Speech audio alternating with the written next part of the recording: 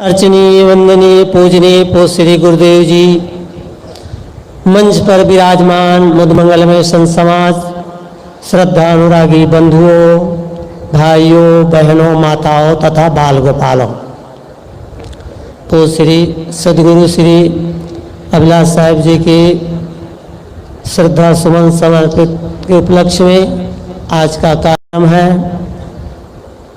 उनके अनेक संस्मरण हैं।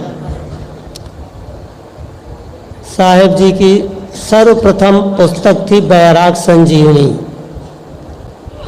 और बैराग संजीवनी इतनी अच्छे, उसमें भजन के रूप में सब उपदेश भरा है पूरा। उसको पढ़ते रहे हम लोग। साहेब जी के संपर्क में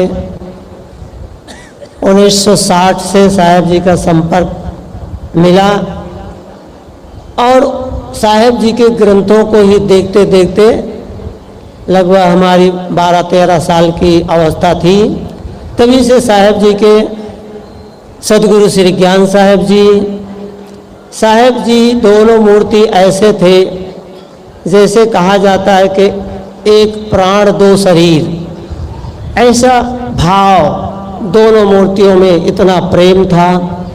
हम लोग 6-6 महीना साहेब जी के साथ रहते थे, और अनेक प्रकार से सदगुरु श्री अभिलाष साहेब जी जैसे साहेब जी भी बतलाए कि यदि डांटते भी थे तो इतना प्रेम से डांटते थे, और हमेशा कहते भी थे कि किसी को भी सीख देना हो तो समाज के बीच में न दो, किसी की गलती बतलाना हो तो समाज के बीच में न दो, बल्कि उसको एकांत में, उसको अपने आगे आप बताओगे, समझाओगे तो उनको प्रभाव पड़ेगा।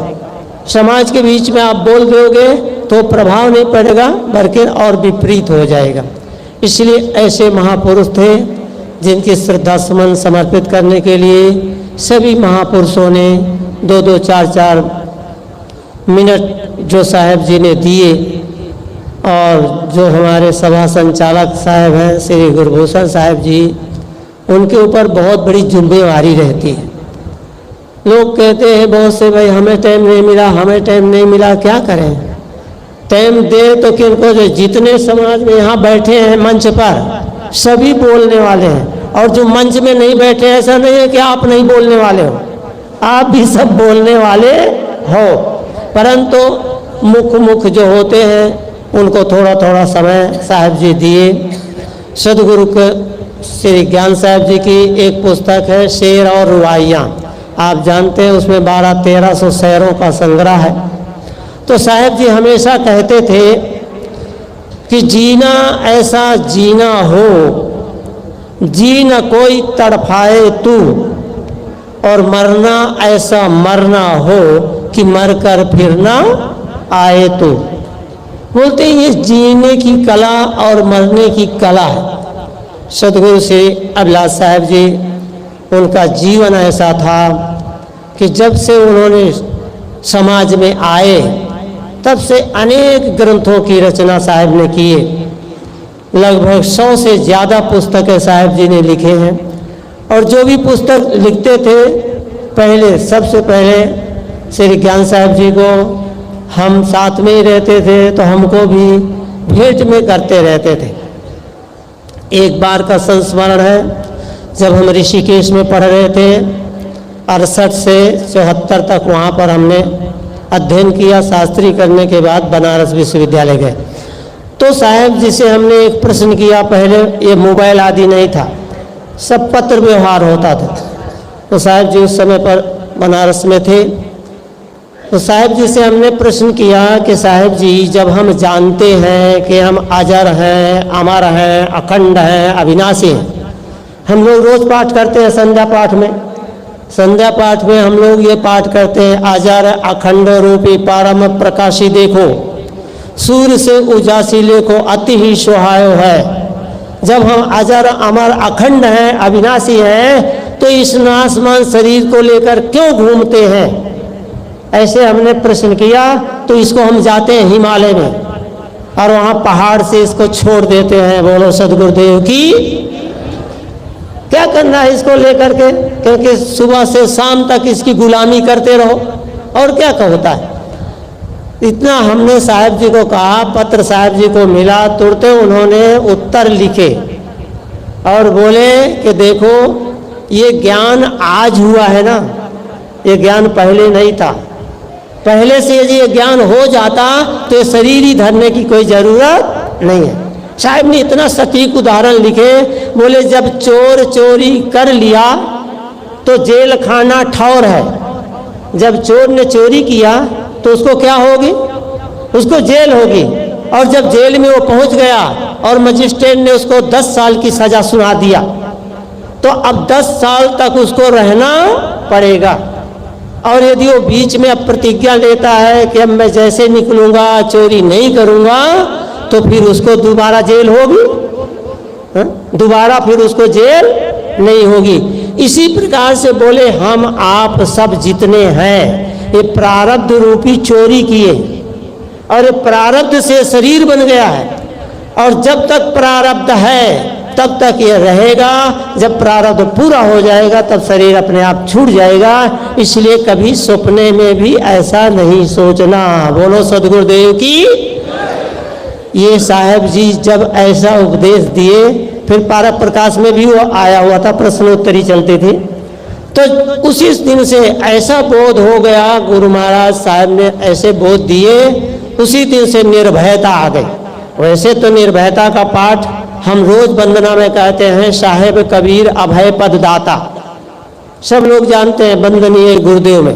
तो निर्भयता का पाठ, जब आपके अंदर निर्भयता का पाठ आ जाएगा तो मरने से डरेंगे? बतलाओ कौन मरने से डरता है? जो मरने से डरते हैं वो हाथ ऊपर करें। बोलो कोई मरने से? सब लोग मरने से डरते हैं प्राय, जिनको बोध नहीं है वो सब डरते हैं। पर सदगुरु कबीर साहब क्या कहते हैं? जा मरने से जग डरे और मेरे मन आनंद, कब मरी हो कब पाई हो पूर्ण परमा। बोले क्या है शरीर में ले ले। तो साहब जी ने जब से ऐसे बोध दिए तब से ऐसे निर्भयता हो गई कि कोई शंका ही नहीं होती। हम लोग गाड़ी में चलते, मोटर में चलते, बसों में चलते, प्लेन में चलते, कहीं भी आवे जावे, पर कभी शंका नहीं होती कि ऐसा कुछ ना हो जाए। अभी हम केरल गए थे और वहाँ से केरल से जब प्लेन में आ रहे थे, बम्बई पहुँचे तो 7 बजे उसको लैंड लेना था, नीचे उतरना था और आया भी नीचे, पर जगह नहीं मिली होगी या कोई कारण होगा, फिर प्लेन ऊपर चला गया। और चला गया तो ऐसे था, जो दिखाई दे रहा था नीचे के अब हम सब लोग आ गए, और वो ऊपर आधा घंटा राउंड लगाता रहा। इतनी दूरी था कि नीचे का कुछ दिखता नहीं था। जब ऊपर प्लेन चला गया तो मैं देख रहा था जितने लोग बैठे प्लेन में, बस कोई अपने अपने इष्ट देव का स्मरण कर रहे थे कि अब क्या होगा, कहाँ जाएंगे, क्या होगा। हमारे कुमार भाई थे जो हम साथ में गए थे, तो मैं उनकी तरफ देखा, वो हंसने लगे, हम भी हंसने लगे। हमने कहा आप चिंता ना करो, जो होगा सब अच्छे होगा। बोलो सदगुरुदेव की। भाई जब प्रारब्ध पूरा होगा तो यही हो जाएगा, उसमें क्या चिंता करना है? जब प्रारब्ध पूरा होगा तभी आपका शरीर छूटेगा।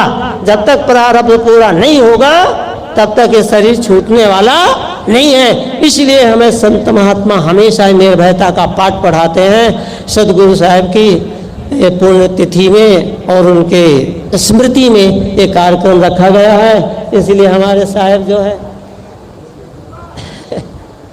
हमारे साहब टाइम बतलाए नहीं, इसलिए हम अपनी वाणी यहीं विराम देंगे, क्योंकि हमारे सजीवन साहब जी भी विराजमान हैं और हमारे साहब जी श्री प्रेम साहब जी बनारस से आए हैं। वहाँ भी करखड़ी भी आप पधारे थे, यहाँ भी अभी सब संतों के पास सब जगह कार्यक्रमों में, अयोध्या भी रहे थे साथ में। तो इस प्रकार से होता था। उनके विचारों को आप, गंभीर विचारों को, हमारे सजीवन साहब तो साहब जी के साथ हमेशा रहे, बालपन से ही साहब सेवा में रहे। पहले साहब जी, बड़े साहब जी श्री राम सूरत साहब जी की सेवा में रहे, उसके बाद फिर इधर रहे, फिर तो साहब बिहार चले गए, अभी तो साहब बिहारी हो गए। पूरे उनके कितने सेवक सती सब आए हुए हैं। तो इसलिए उनके विचारों को सुनेंगे। इसलिए मैं अपनी वाणी को यहीं विराम देता हूँ। आप सबको बहुत बहुत सदगुरु और संतों की ओर से शुभ आशीर्वाद देते हैं। बोलिए सदगुरुदेव की साहिब साहिब।